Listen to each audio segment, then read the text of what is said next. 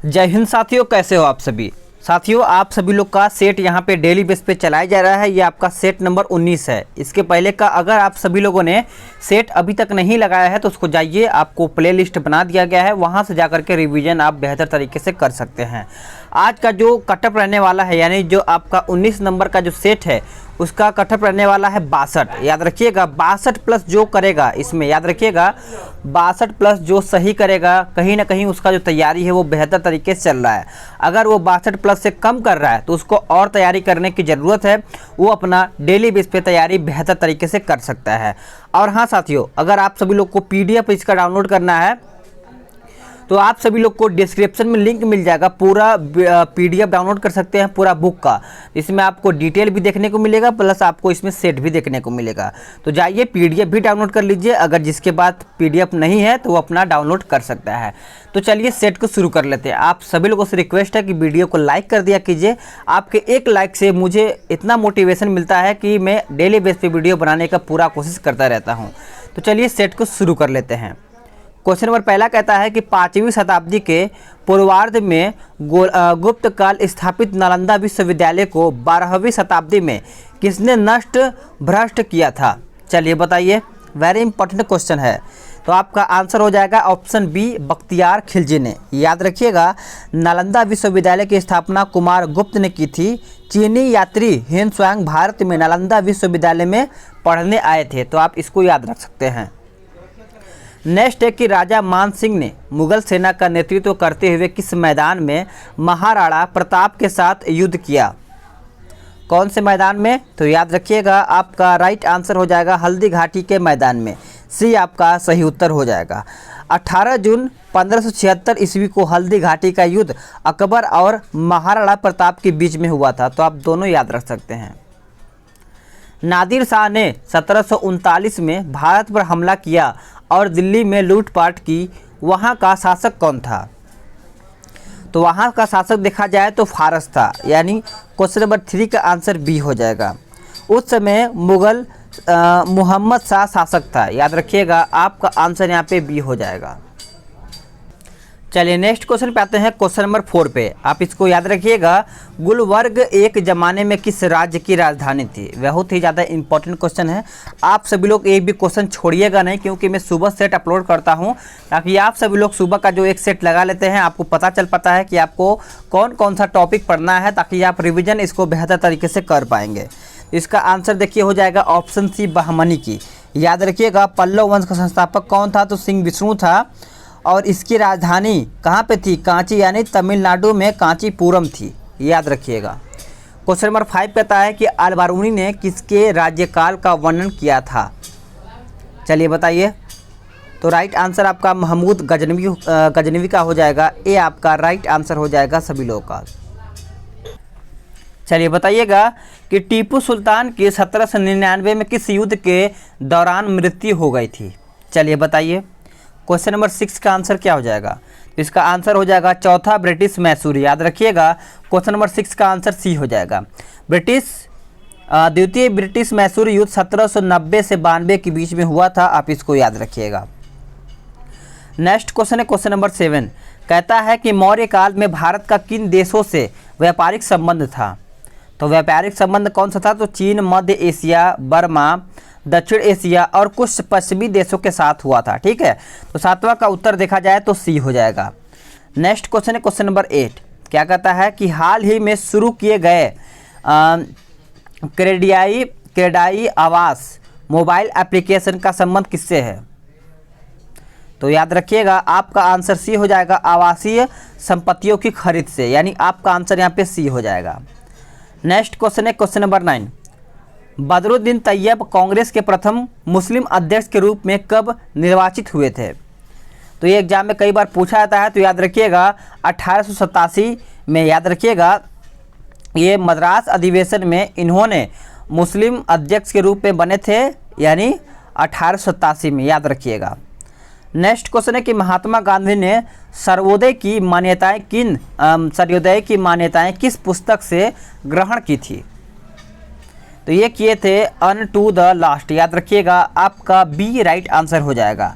गांधी जी सर्वोदय के द्वारा सबके कल्याण करने पर बल दिया था। नेक्स्ट क्वेश्चन है कि कानपुर षड्यंत्र केस में निम्नलिखित में से कौन शामिल नहीं था। तो कानपुर षड्यंत्र केस में याद रखिएगा सत्यभक्त हो जाएगा, यानी आपका आंसर यहाँ पे सी हो जाएगा। सत्यभक्त की अध्यक्षता में अखिल भारतीय कम्युनिस्ट पार्टी को प्रथम बैठक कानपुर में हुआ था। कब हुआ था? तो 1925 में किया गया था। ठीक है।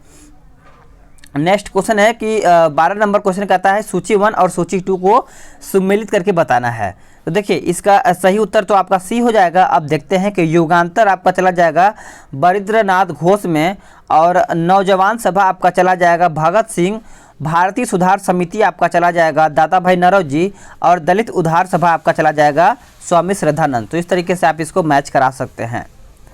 और 13 नंबर का भी आपको सम्मिलित करके बताना है, यानी सूची 1 और सूची 2 को। तो इसको देखते हैं किस तरीके से मैच करना है। तो देखिए 13 नंबर कहता है सूची 1 सूची 2 को साथ बताना है। थोड़ा सा इसमें बड़ा दिया हुआ है, तो पढ़ते हैं क्या है, एकदम बेहतर तरीके से इसको भी देखेंगे। आप सभी लोग एक बार पढ़ लीजिए, फिर मैं आंसर करता हूँ।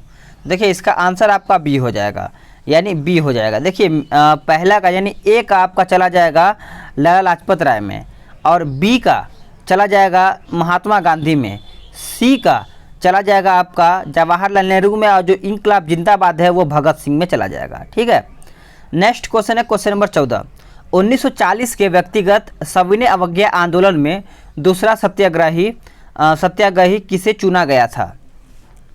तो इसका आंसर हो जाएगा ऑप्शन बी जवाहरलाल नेहरू को। याद रखिएगा बी आपका सही उत्तर हो जाएगा। विनोबा भावे ने जय जगत का नारा दिया था, आप सभी को पता ही होगा। और दूसरा नारा ये याद रखिएगा कर मत दो का ये नारा किसने दिया था? तो ये सरदार भगत सिंह ने दिया था। ठीक है। और सुभाष चंद्र बोस ने दिल्ली चलो का नारा दिया था। नेक्स्ट क्वेश्चन है कि लोकमान्य तिलक किस विचारधारा के पोषक थे। तो आंसर इसका बी हो जाएगा गरमपंथी। याद रखिएगा आपका राइट आंसर बी हो जाएगा। भारत में उग्र विचारधारा के सबसे प्रबल समर्थक बाल गंगाधर तिलक को ही माना जाता है, तो आप इसको याद रख सकते हैं। नेक्स्ट क्वेश्चन है क्वेश्चन नंबर 16। 1923 ईस्वी में चित्तरंजन दास और पंडित मोतीलाल नेहरू ने जिस स्वराज दल का निर्माण किया था उसका मुख्य कार्यक्रम क्या था। उसका मुख्य कार्यक्रम देखा जाए तो आपका डी उत्तर हो जाएगा चुनाव जीतकर विधान मंडलों में जाकर सरकार का विरोध, यानी आपका आंसर यहाँ पे डी हो जाएगा। अगला क्वेश्चन है क्वेश्चन नंबर 17 कहता है कि तेलंगाना के जैव प्रौद्योगिकी और जीव विज्ञान मंच बायो एशिया 2020 का विषय क्या था। चलिए बताइए। इसका सही उत्तर देखा जाए 17 का, तो 17 का उत्तर आपका डी हो जाएगा, यानी टुडे फॉर टुमारो। याद रखिएगा डी आपका राइट आंसर हो जाएगा सभी लोगों का। चलिए अगला क्वेश्चन पे आते हैं। क्वेश्चन नंबर 18 कहता है कि 1932 ईस्वी के पूना पैक्ट के अनुसार बताना है। 1932 ईस्वी के, तो देखिए आप इसको याद रखिएगा कि हरिजनों के लिए स्थान आरक्षित हुआ और उनका निर्वाचन हिंदुओं के साथ सम्मिलित क्षेत्रों द्वारा तय हुआ था। तो इस तरीके से देखा जाए तो आपका बी राइट आंसर हो जाता है। क्वेश्चन नंबर 19 कहता है कि सर्वोच्च न्यायालय को संविधान के किस अनुच्छेद के अंतर्गत मूल अधिकारों की रक्षा के लिए लेखा यानी रीट जारी करने का अधिकार है। तो देखिए इसका सही उत्तर 19 का देखा जाए तो अनुच्छेद 32 हो जाएगा, यानी आर्टिकल 32 हो जाएगा। अगर बात करें अनुच्छेद 14 के बारे में तो इसमें विधि के समक्ष समता का अधिकार है। अगर बात करें अनुच्छेद 16 के बारे में तो इसमें लोक नियोजन के विषय में अवसर की समता के बारे में बताया गया है।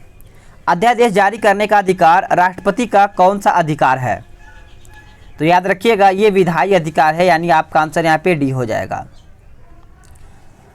राज्य सरकार को लोकसभा की तुलना में कम अधिकार है, इस संबंध में कितने इस संबंध में से निम्नलिखित में से कौन सा सही नहीं है। तो याद रखेंगे आपका आंसर ए हो जाएगा, ये आपका सही नहीं है। क्वेश्चन नंबर 22 कहता है कि उच्च न्यायालयों के न्यायाधीशों की स्थानांतरण का अधिकार किससे है। तो आंसर आपका सी हो जाएगा, राष्ट्रपति को याद रखिएगा। देखिए राष्ट्रपति सुप्रीम कोर्ट के मुख्य न्यायाधीश और अन्य न्यायाधीश से बनाए गए कॉलेजियम व्यवस्था की सलाह पर उच्चतम न्यायालय और उच्च न्यायालय के न्यायाधीश की नियुक्ति और हस्तांतरण करते हैं। तो सभी को याद होना चाहिए। चलिए अगले क्वेश्चन पे आते हैं। क्वेश्चन नंबर 23 देखते हैं कि राज्य के राज्यपाल की क्या स्थिति होती है। तो राज्य की राज्यपाल की स्थिति देखा जाए तो वह राज्य की कार्यकारिणी का अध्यक्ष होता है, यानी आपका आंसर यहाँ पे बी हो जाएगा। क्वेश्चन नंबर 24 देखते हैं कि भारत के शासन को संसदीय कहा जाता है, ऐसा क्यों? तो ऐसा इसलिए कहा जाता है कि कार्यकारिणी व्यवस्थापिका के प्रति उत्तरदायी है, यानी आपका आंसर यहाँ पे डी हो जाएगा। याद रखिएगा। अब आते हैं अगले क्वेश्चन पे। मानव संसाधन विकास मंत्रालय ने भारत की राष्ट्रीय डिजिटल लाइब्रेरी लॉन्च की है। केंद्रीय मानव संसाधन विकास मंत्री कौन है? केंद्रीय मानव संसाधन विकास मंत्री पूछा गया है, तो याद रखिएगा आपका रमेश पोखरियाल हो जाएगा, यानी आपका आंसर यहाँ पे सी हो जाएगा।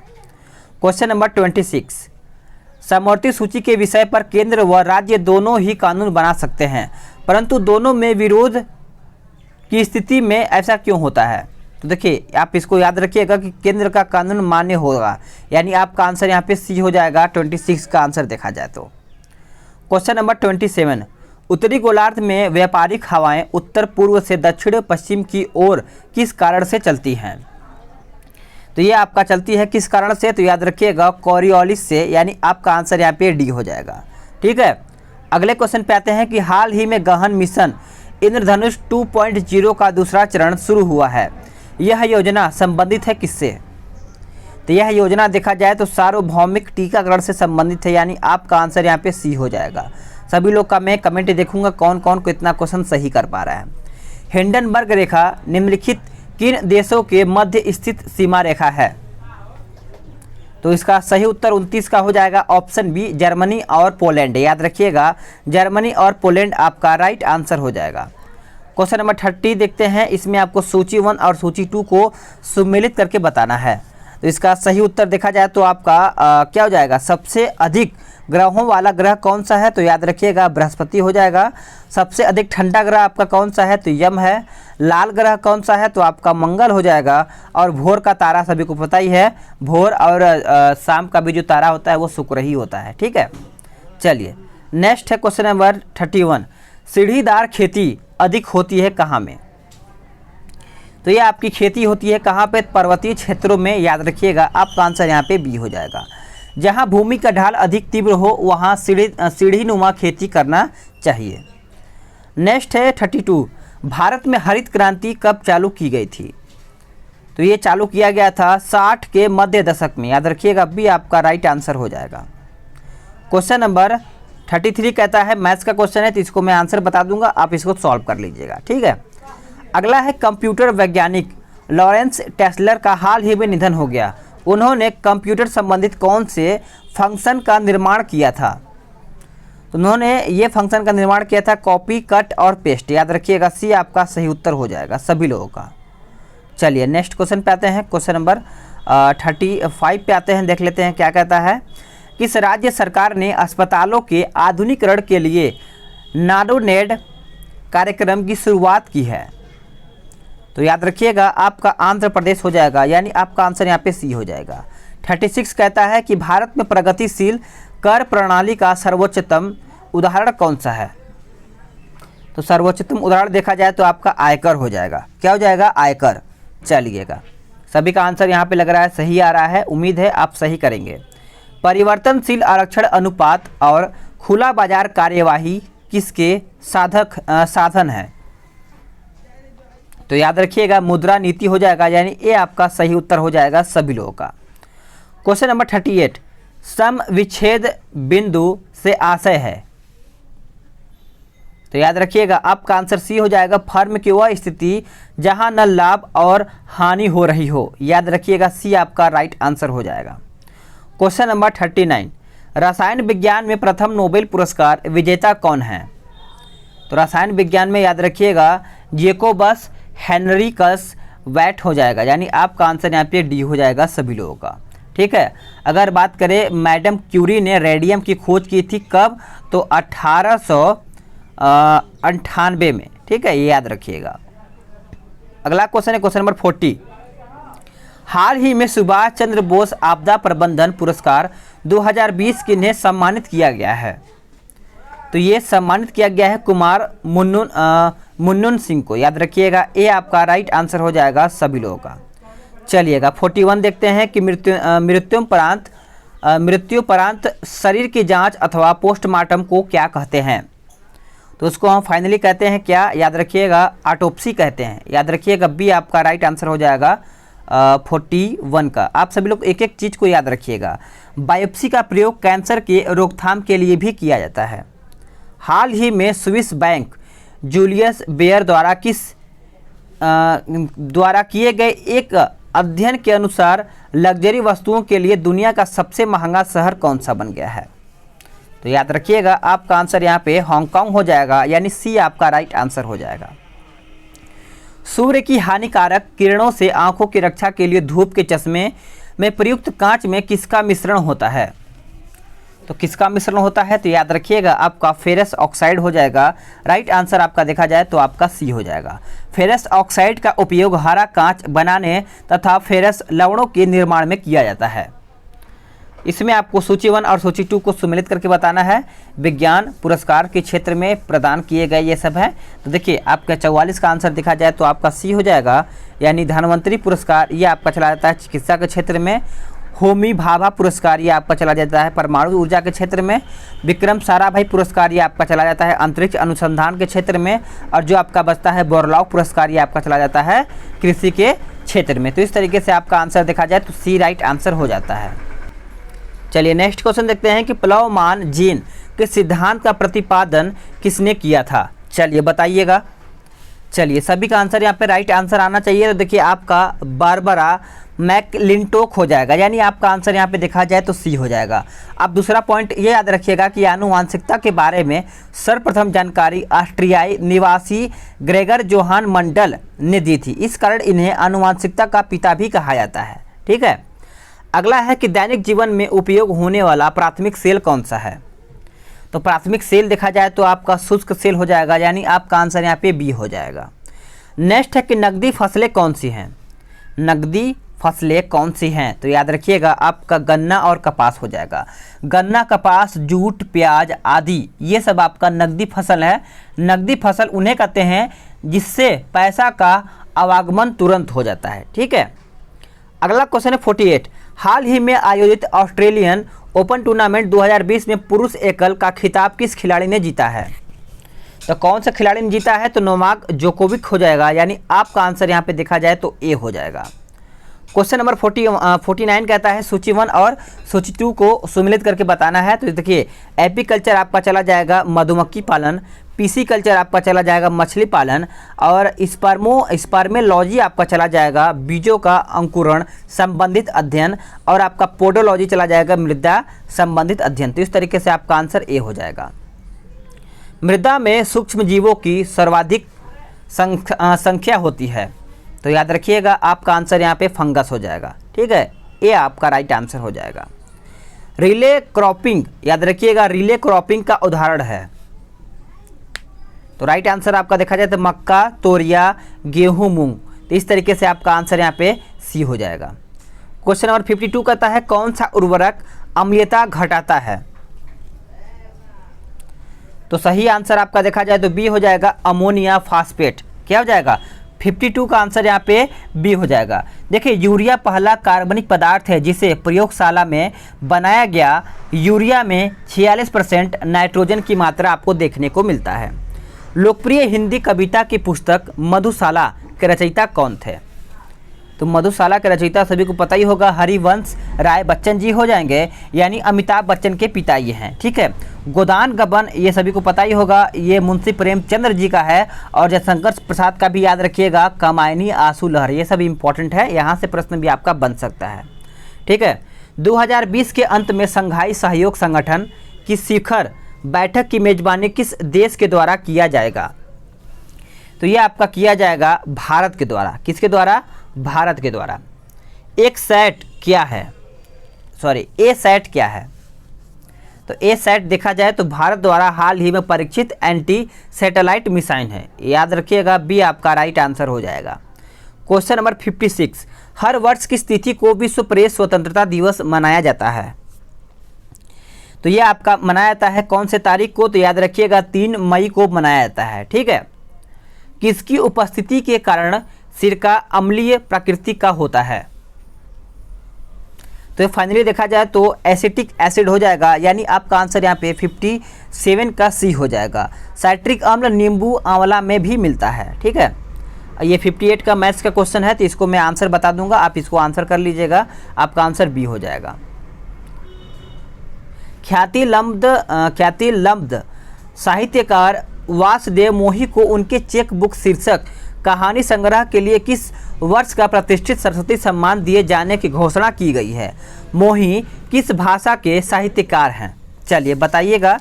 तो देखिए आपका सही उत्तर हो जाएगा ऑप्शन ए सिंधी, याद रखिएगा ऑप्शन ए आपका सही उत्तर हो जाएगा। वेस्टर्न शील्ड याद रखिएगा वेस्टर्न शील्ड युद्ध अभ्यास किस देश से संबंधित है? चलिए बताइए, वेरी इंपॉर्टेंट क्वेश्चन है। तो इसका सही उत्तर आपका बी हो जाएगा श्रीलंका। क्या हो जाएगा? श्रीलंका आपका आंसर हो जाएगा। किस राज्य को 66वें राष्ट्रीय फिल्म पुरस्कार के तहत मोस्ट फिल्म फ्रेंडली स्टेट का पुरस्कार प्रदान किया गया है? तो ये आपका प्रदान किया गया है उत्तराखंड के द्वारा, याद रखिएगा आपका आंसर यहाँ पे बी हो जाएगा। सभी का मैं कमेंट देखूंगा कौन कितना क्वेश्चन सही कर पा रहा है। गन्ने की फसल लगभग कितने समय में तैयार हो जाती है? गन्ने की फसल लगभग कितने समय में तैयार हो जाती है? तो इसको कम से कम 12 महीना या फिर 1 साल लगभग देखने को मिलता है, ठीक है। गन्ना का रोट का नाम रेड रोट है, ठीक है, याद रखिएगा। सरकार द्वारा बेरोजगारी भत्ता व वृद्धा पेंशन की व्यवस्था निम्न में से किससे संबंधित है? तो ये आपका संबंधित है निर्देशक तत्वों से, याद रखिएगा निर्देशक तत्वों से, यानी आपका आंसर यहाँ पे बी हो जाएगा। नीति निर्देशक तत्व भारतीय संविधान में आयरलैंड से लिया गया है, ये तो सभी को पता ही होगा, आयरलैंड से। भारतीय संविधान का सबसे बड़ा स्रोत निम्नलिखित में से कौन सा है? तो ये पता ही होगा, भारतीय शासन अधिनियम 1935 के तहत ये लिया गया है, ठीक है। आपका आंसर यहाँ पे ए हो जाएगा। नेक्स्ट क्वेश्चन है क्वेश्चन नंबर 65, कहता है केंद्र सरकार निम्नलिखित में से किस प्रकार की आपातकालीन व्यवस्था को लागू कर सकती है? तो फाइनली इसका आंसर डी हो जाएगा, यानी अनुच्छेद 352 के अंतर्गत राष्ट्रपति आपातकाल और 356 के अंतर्गत राष्ट्रपति शासन, 360 के अंतर्गत वित्तीय आपातकाल। इस तरीके से आपका आंसर यहाँ पे डी हो जाएगा।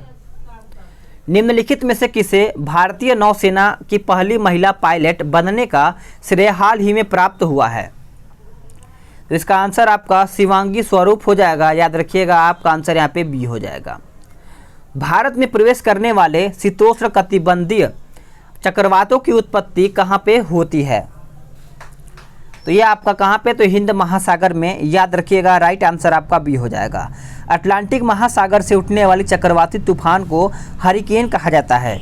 इसकी गति 121 किलोमीटर प्रति घंटा के लगभग देखने को मिलता है।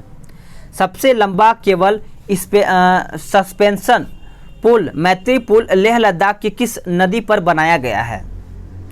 तो ये आपका बनाया गया है सिंधु नदी पर, याद रखिएगा आपका आंसर यहाँ पे ए हो जाएगा। पेटा यानी peoples for the ethical treatment of animals ने किस भारतीय खिलाड़ी को पर्सन ऑफ द ईयर 2019 चुना है? तो याद रखिएगा आपका आंसर यहाँ पे विराट कोहली को यहाँ पे चुना गया था। बजरंग पुनिया का संबंध निम्नलिखित में से किस खेल से है? इंपॉर्टेंट क्वेश्चन है और सिंपल क्वेश्चन है, तो याद रखिएगा रेसलिंग से। बजरंग पुनिया किससे संबंधित है? तो रेसलिंग से। निम्नलिखित में से कौन सा एक कोयले का विशेष प्रकार नहीं है? कोयले का विशेष प्रकार नहीं है, तो देखिए इसका राइट आंसर आपका लिमोनाइट हो जाएगा, याद रखिएगा लिमोनाइट। और सर्वोच्च कोयले का किस्म सभी को पता ही होगा, आपका कौन सा हो जाएगा? एंथ्रेसाइट हो जाएगा, इसको आप याद रखिएगा। पीट सबसे घटिया कोयला का किस्म है, इसको भी आप याद रखिएगा। भारतीय वन सर्वेक्षण का मुख्यालय कहाँ पर है? यानी फॉरेस्ट सर्वे ऑफ इंडिया। तो इसका मुख्यालय देखा जाए तो आपका देहरादून हो जाएगा, यानी आपका आंसर यहाँ पे सी हो जाएगा। दिल्ली को रैलियों का शहर भी कहा जाता है, यानी रैलियों का।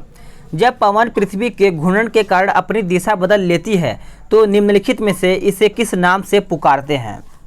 तो इसे हम देखा जाए फाइनली तो भूविपक्षी पवन कहते हैं, यानी आपका आंसर यहाँ पे बी हो जाएगा।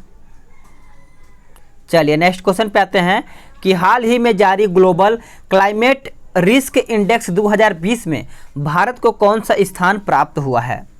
तो भारत को देखा जाए तो कौन सा स्थान प्राप्त हुआ है? तो आपका आंसर 5वां हो जाएगा, याद रखिएगा 5वां आंसर। नेक्स्ट क्वेश्चन है कि इजराइल की पार्लियामेंट का नाम क्या है। चलिए बताइए, इजराइल की पार्लियामेंट का नाम देखा जाए तो नेसेट हो जाएगा, यानी आपका आंसर यहाँ पे डी हो जाएगा। अगर मिस्र का संसद का नाम देखा जाए तो पीपुल असेंबली हो जाएगा, आप इसको याद रखिएगा। अगर आपका जापान का पूछा जाए तो आप डायट मारिएगा, डायट, ठीक है, डायट। प्रमोद सावंत किस राज्य के मुख्यमंत्री हैं? तो याद रखिएगा आपका आंसर यहाँ पे 76 का सी हो जाएगा, गोवा। क्वेश्चन नंबर 77, लेसर में सभी परमाणु प्रकाश उत्सर्जित करते हैं।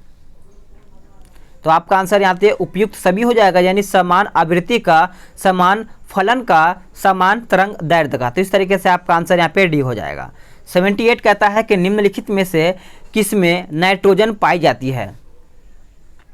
तो आपका राइट आंसर बी हो जाएगा, प्रोटीन। याद रखिएगा प्रोटीन आपका राइट आंसर हो जाएगा सभी लोगों का। निम्नलिखित में से कौन सी बीमारी एक उत्परिवर्ती जीन के कारण होता है? इसका राइट आंसर देखा जाए तो आपका उपयुक्त सभी हो जाएगा, यानी haemophilia, thalassaemia, sickle cell anaemia. तो इस तरीके से आपका आंसर यहाँ पे डी हो जाएगा। और 80 का आपको मैं आंसर बताऊंगा, आप इसको सॉल्व कर लीजिएगा। तो इसका आंसर आपका बी हो जाएगा, यानी 20%। सूची 1 और सूची 2 को सुमेलित करके बताना है। तो देखिए इसको आप कुछ तरीके से सूची 1 सूची 2 को सुमेलित करके बताएंगे। तो अथर्ववेद आपका चला जाएगा औषधियों से संबंधित है, ऋग्वेद आपका ईश्वर की महिमा, और यजुर्वेद देखा जाए तो आपका देखा जाए तो बलिदान विधि, और सामवेद आपका चला जाएगा संगीत में, ठीक है। अगला है कि नंद किशोर आचार्य द्वारा रचित एवं साहित्य अकादमी पुरस्कार 2019 के लिए चयनित छिलते हुए अपने को शीर्षक पुस्तक किस प्रकार की रचना है? तो इसका राइट आंसर देखा जाए तो काव्य संग्रह हो जाएगा। नोट करते चलिएगा सभी लोग। भारत शासन द्वारा राजकीय चिन्ह, याद रखिएगा भारत शासन द्वारा राजकीय चिन्ह कब से अंगीकृत किया गया था? तो ये आपका किया गया था 26 जनवरी 1950 के तहत। याद रखिएगा आपका आंसर यहाँ पे डी हो जाएगा। चक्रधर फेलोशिप किसके लिए दी जाती है? तो ये आपका दिया जाता है शास्त्रीय नृत्य के द्वारा। याद रखिएगा आपका आंसर यहाँ पे 84 का सी हो जाएगा, ठीक है। नेक्स्ट क्वेश्चन पे आते हैं, question number 85। National payments corporation of India ने निम्न में से किस शहर में अपने स्मार्ट डेटा सेंटर को विकसित करने का निर्णय लिया है? तो आपका आंसर देखा जाए तो हैदराबाद हो जाएगा। नोट करते चलिएगा, वेरी इंपॉर्टेंट, ये सब करंट अफेयर का क्वेश्चन है। धार्मिक त्यौहार दुर्गा पूजा किस शहर में धार्मिक त्यौहार दुर्गा पूजा किस राज्य में उत्साह के साथ मनाया जाता है? ये तो सभी को पता ही होगा दुर्गा पूजा। तो याद रखिएगा पश्चिम बंगाल आपका आंसर यहाँ पे हो जाएगा। बिहार में भी दुर्गा पूजा मनाया जाता है। दुर्गा पूजा की शुरुआत पश्चिम बंगाल से हुई है, धीरे धीरे अन्य राज्यों में भी फैल गया है, ठीक है। डिकेथनॉल क्या है? डिकेथनॉल क्या है? तो याद रखिएगा ये आपका 10 आइटम की प्रतियोगिता है, यानी आपका आंसर यहाँ पे बी हो जाएगा। नेक्स्ट क्वेश्चन है कि फिनिक्स फार्म कहाँ पर है? फिनिक्स फार्म कहाँ पे है? तो याद रखिएगा डरबन यानी दक्षिण अफ्रीका में है फिनिक्स फार्म। क्वेश्चन नंबर 89 क्या कहता है? कहता है निम्नलिखित में से किसे अंतर्राष्ट्रीय वित्तीय सेवा केंद्र प्राधिकरण के प्रथम अध्यक्ष के रूप में नियुक्त किया गया है? तो ये नियुक्त किया गया किसे? तो एजेंती श्रीनिवास को। याद रखिएगा आपका आंसर यहाँ पे बी हो जाएगा। क्वेश्चन नंबर 90 घोटुल प्रथा क्या है? घोटुल प्रथा क्या है? तो देखिए घोटुल प्रथा आपका देखा जाए तो संयुक्त आवास जिसमें लड़के लड़कियां साथ साथ रहती हों उसको हम घोटुल प्रथा कहते हैं। याद रखिएगा सभी लोग। चलिएगा नेक्स्ट क्वेश्चन पे आते हैं 91। भूमध्य सागरीय क्षेत्र में भारी वर्षा कब होती है? तो भारी वर्षा देखा जाए तो ये शीत यानी जाड़े ऋतु में होते हैं, यानी आपका आंसर यहाँ पे सी हो जाएगा। क्वेश्चन नंबर 92 कहता है किशनगंज जहां सर्वाधिक औसत वर्षा होती है बिहार के किस प्रादेशिक शहर में पड़ता है? तो ये आपका पड़ता है उत्तर पूर्व मैदानी भागों में। याद रखिएगा आपका आंसर यहाँ पे बी हो जाएगा। क्वेश्चन नंबर 93 कहता है कि ऑपरेशन फ्लड कार्यक्रम का प्रारंभ कब हुआ था? तो ये आपका हुआ था 1970 में। याद रखिएगा 1970 में। 94 का आंसर आपको बता दूंगा मैं, आपका आंसर यहाँ पे सी हो जाएगा, इसको आप सॉल्व कर लीजिएगा। और 95 का भी आंसर मैं आपको क्लियर करता हूँ, यहाँ पे डी हो जाएगा, ठीक है। निम्नलिखित में से कौन मुद्रास्फीति से लाभान्वित होता है? चलिए बताइए, तो आपका यहाँ पे रेडी हो जाएगा, यानी आपका आंसर यहाँ पे सी हो जाएगा। नेक्स्ट क्वेश्चन है कि निम्नलिखित विद्युत चुंबकीय तरंगों में से किसकी आवृत्ति अधिकतम होती है? तो आपका सही उत्तर वाई किरणें हो जाएगा, यानी आपका आंसर यहाँ पे बी हो जाएगा। नोट करते चलिएगा, वेरी इंपॉर्टेंट क्वेश्चन सभी है। भारत और पाकिस्तान यानी इंदिरा गांधी जुल्फिकार अली भुट्टो के बीच शिमला समझौता कब हुआ था? तो इसका सही उत्तर 2 जुलाई 1972 हो जाएगा, याद रखिएगा 2 जुलाई 1972। नाइट्रोजन यौगिकरण किसके द्वारा होता है? नाइट्रोजन यौगिकरण किसके द्वारा होता है? तो ये आपका होता है नीली हरी शैवालों के द्वारा। याद रखिएगा शैवालों के अध्ययन को फाइकोलॉजी भी हम कहते हैं। भारत में फेडरेशन कप का संबंध किस खेल के साथ है? तो ये आपका है फुटबॉल के साथ, याद रखिएगा फुटबॉल के साथ। तो दोस्तों आप सभी लोग का यहाँ पे 100 क्वेश्चन समाप्त हो गया है, यानी अब आपका दायित्व बनता है कि इन 100 में से क्या आप सभी लोग 62 क्वेश्चन इतने दिनों में तैयारी कर रहे हैं, तो क्या आप 62 क्वेश्चन सही कर पा रहे हैं? अगर तैयारी है आपका तो बेहतर तरीके से आप 70 भी सही कर पाएंगे, नहीं तो आपको और बेहतर तरीके से तैयारी करने की ज़रूरत है। PDF डाउनलोड करना एकदम मत भूलिएगा, डिस्क्रिप्शन में लिंक आपको मिल जाएगा, चेक जरूर कीजिएगा। तो चलिए अगले वीडियो में जल्द ही मिलेंगे, आपका करंट अफेयर का भी वीडियो जल्द ही आने वाला है।